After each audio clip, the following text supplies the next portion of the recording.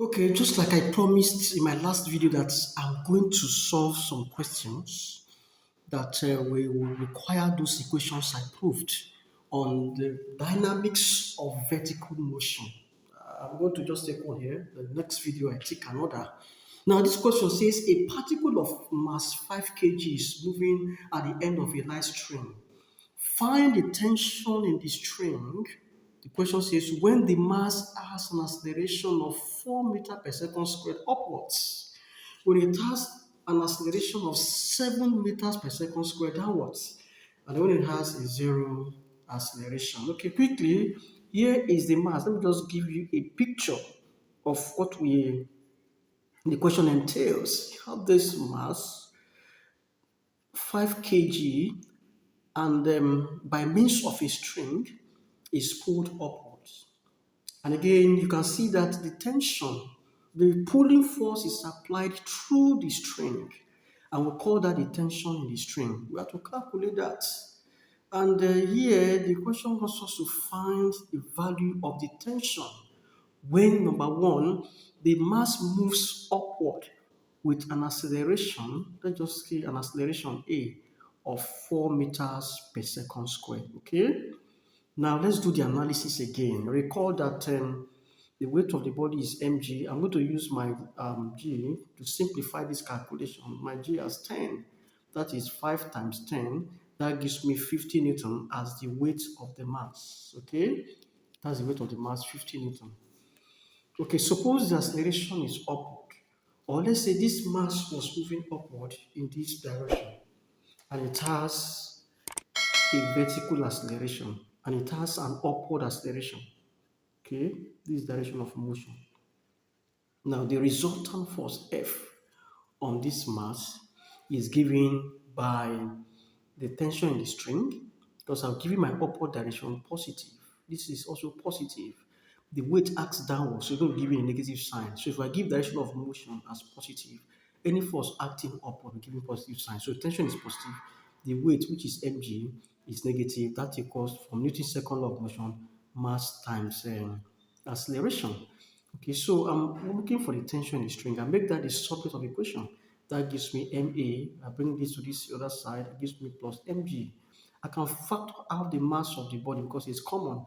That gives me A plus G. Okay, the mass of the body is 5 kg. Okay, that is 5 into 4 plus 10. I'm using my G as 10. That will give me tension of 5 times 40, 5 times 14 rather, that will give me 70 Newton. So that gives the tension in the string when this mass accelerates upwards with an acceleration of 4 meters per second squared. Now the next question says we are to calculate the tension in the string when it has an acceleration downward. Suppose the mass still moves upward. Okay, that's direction of motion. This time around, the tension in the string still acts upward. Okay, but the weight of the body is mg, that acts downwards. I give that negative, I assign positive to direction of motion. Since acceleration is downward, okay, this is my acceleration, I can give that a negative sign. Okay, also, so my resultant force F is equal to tension, which is positive, minus mg equals mass times negative acceleration, because the direction of acceleration is taken as negative. So that gives me the tension in the string equals minus ma because of this negative sign plus mg if I take this the other side. So that gives me tension is equal to, I can decide to factor out the mass of the body, which gives me mass into negative acceleration plus the value of acceleration due to gravity. Okay, so that gives tension as 5 into minus 7 plus 10. I'm taking G as 10 to simplify this calculation. That gives me 5 into 3, which will give me 5 times 3, 15 Newton. Okay, you can see that the tension is less here because of the fact that this body moves upward, it is slowing down. Just like you are using maybe this string is used to raise some load up or to bring something down there some thousands of feet below the ground level. And when it is close to where they need these items, of course, they have to slow down. The deceleration must set in so that you can bring that item, you can bring that object to rest before it is taken away from, or just like the case of using a crane to lift a load down there beneath the earth's surface. Of course, you don't continue to accelerate.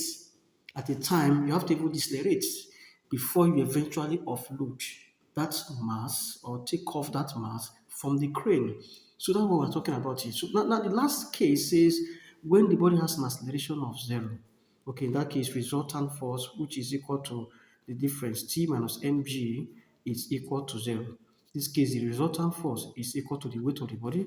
That gives me 5 times 10, that gives me 50 Newton. Okay, so that is the expression, that's the value of the resultant force that acts on the body when the tension is strain, rather, when the acceleration is zero. Okay.